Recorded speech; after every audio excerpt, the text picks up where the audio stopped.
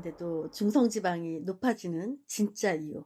여러분, 제가 PM을 드시면서 여러분들께 좀 더 이해 차원에서 요런 것들을 챕터대로 만들어서 영상을 올려드리는 것이니까 잘 들어보시고 내 몸에 대해서 좀 더 깊은 시선으로 이해하시기를 바라겠습니다. 대부분 많이 드시지도 않는데 특히 마르신 분들, 너무 억울하게도 중성지방이 높아서 고민하시는 분들이 참 많이 계십니다. 특히 갱년기 여성분들은 더더욱 그러하실 수 있죠. 근데 잘 들어보셔요.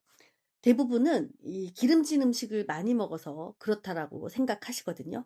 그리고 살이 쪄서 그렇다라고 생각들 하십니다. 하지만 실제로는 먹는 양과 크게 상관없이 중성지방이 높아지는 경우가 훨씬 많습니다. 그 이유가 우리가 밥만 소화시키는 존재가 아니라 감정도 함께 소화시키면서 살아가는 존재이기 때문이라고 말씀드릴 수 있습니다. 제가 마음은 항상 풀어주시고 생각은 바라보시면서 몸은 보살피라는 말씀이 여기에도 근간이 되는 거거든요.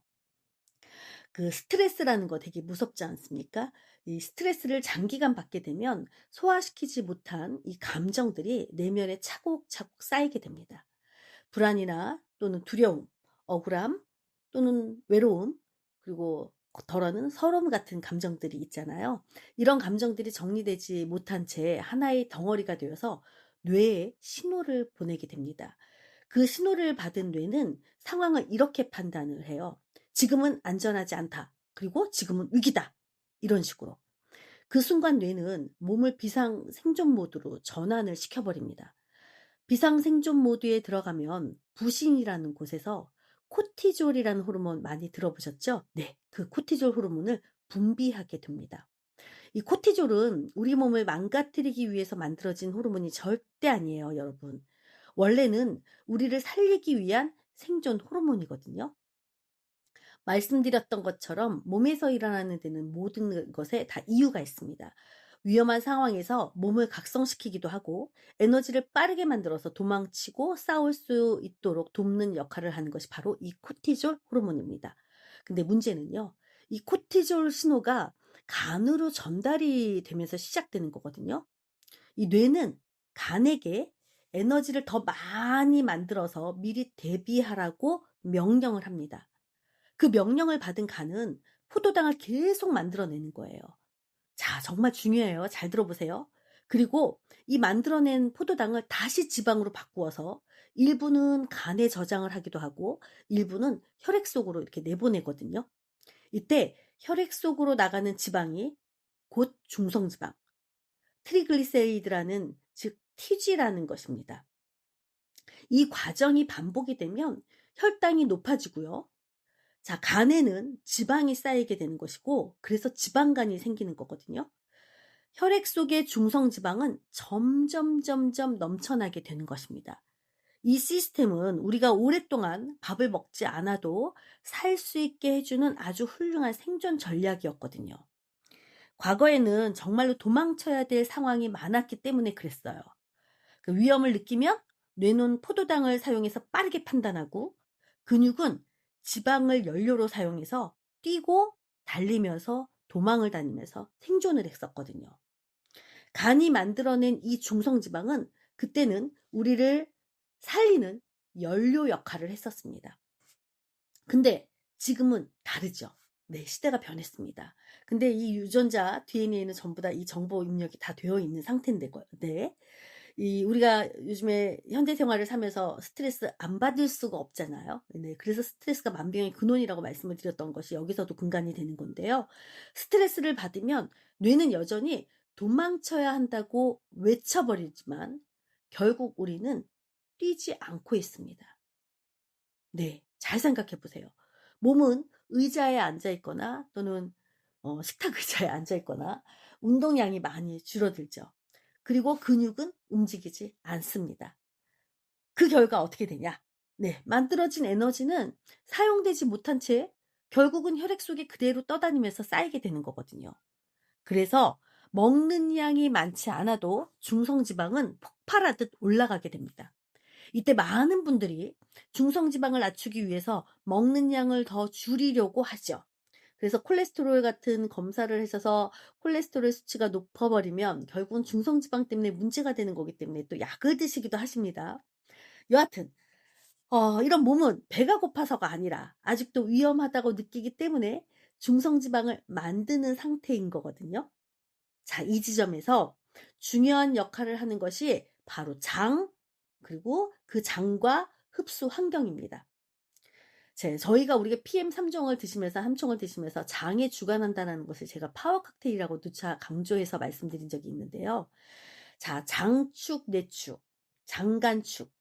자, 장간축 잘 들어보세요. 장이 불편하고 소화가 원활하지 않으면 몸은 그 상태를 또 하나의 위기 신호로 인식을 해버려요. 그래서 복부 팽만감이 생기거나, 왜 밥을 먹어도 왜 밥을 많이 먹지 않았는데도 조금만 먹었는데 더부룩한 것 같은 거 있잖아요. 또 그렇게 돼서 불완전한 소화 같은 것들. 이 소화와 흡수는 모두 뇌로 전달이 돼 버려요. 뇌는 이 신호를 안전하지 않다는 메시지로 받아들이고 결국은 뇌 코티졸 분비를 계속 유지하게 됩니다. 이 상태에서는 간이 중성지방을 멈출 수가 없어 버려요. 이때 장 환경을 안정시키고 소화와 흡수를 정리해 주는 것이 바로 파워 칵테일의 역할입니다. 성분이 어쩌고 저쩌고 이런 걸 다 떠나서 그 성분들의 조합으로 이런 장에서 이런 역할을 한다라는 걸 꼭 기억을 해 주셔야 됩니다.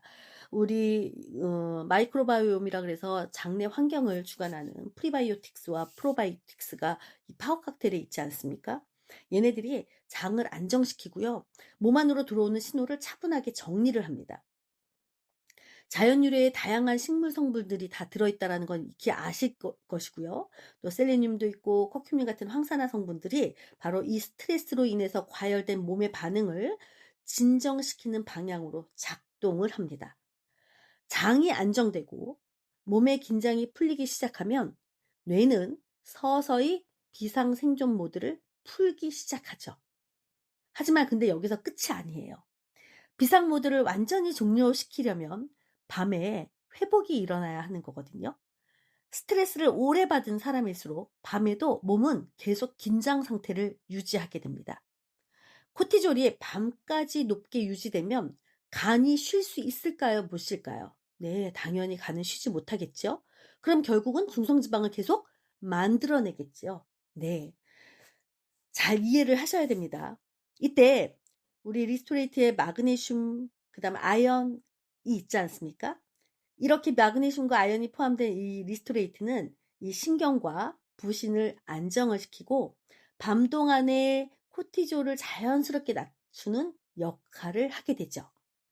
밤에 몸이 진짜로 쉬기 시작해야 간도 비상 상태에서 벗어나서 중성지방 생산을 줄이기 시작합니다. 이렇게 해서 중성지방을 만들어내는 속도는 서서히 낮아지게 되는 거거든요. 근데 이미 혈액 속에 떠다니고 있는 이 중성지방은 그냥 사라지지 않습니다. 절대로. 이 에너지를 어디론가 써야 되거든요. 그 출구 역할을 하는 것이 바로 우리 PM3총사 PM의 시그니처 액티바이즈입니다. 왜 액티바이즈는 뚫고, 그 다음에 파워칼들은 넣고, 그 다음에 리스토레이트는 빼고라는 이런 컨셉이 있지 않습니까? 네. 그냥 막연히 나온 얘기들이 아닙니다. 액티바이즈는 몸을 불안하게 흔드는 자극이 아니라 활동과 움직임으로 이 에너지를 쓰게 만드는 방향으로 작동을 하게 되거든요. 혈관과 근육으로 에너지가 흘러가게 되면 혈액 속에 떠다니던 그 중성지방이 연료로 비로소 사용되기 시작을 합니다. 즉, 만들어지지 않게 하는 과정과 이미 만들어진 것을 쓰게 하는 과정이 함께 작동하는 거예요. 정말 놀랍지 않습니까? 저는 너무너무 감동이에요. 근데 문제는 또 여기서 끝나지 않아요. 혈액 속 중성지방이 지나치게 많아지면 결국 어떻게 될까요? 네, 피가 탁해지겠죠. 걸쭉해지겠죠. 미세한 지방 입자들이 췌장으로 가는 작은 혈관 속으로 들어가 버립니다. 이 췌장은 정말 중요한 건데 소화 효소를 만들어내는 기관이기도 하지만 이 효소들은 항상 작동하는 상태가 아니거든요.